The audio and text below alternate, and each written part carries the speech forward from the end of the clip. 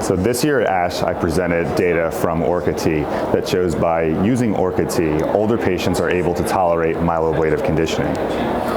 Orca-T is a high-precision immune therapy that consists of stem and immune cells derived from an allogeneic donor that leverages a highly purified and polyclonal T regulatory cell population that's capable of controlling alloreactive immune responses.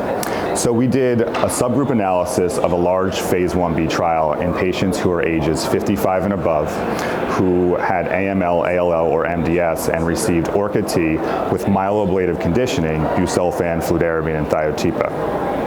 There were 25 patients in this subgroup analysis, and the median age was 59. We had 1 year median follow-up, and at 1 year, the disease-free survival was 85%, the transplant-related mortality was 0%, and the overall survival was 95%. Only 1 out of 25 patients developed severe acute graft versus host disease.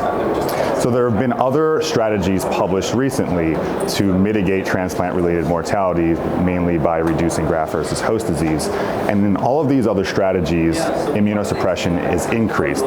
For example, triple-agent GVH prophylaxis, including post-transplant cyclophosphamide or including abatacept. The Orca-T strategy achieves this low transplant-related mortality and low GVH by single-agent GVH prophylaxis by using tacrolimus only.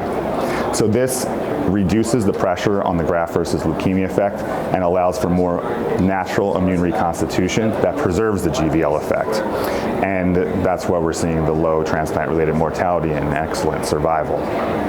So in this analysis, we have shown that older patients can receive the full curative benefit of myeloablative conditioning by using Orca-T.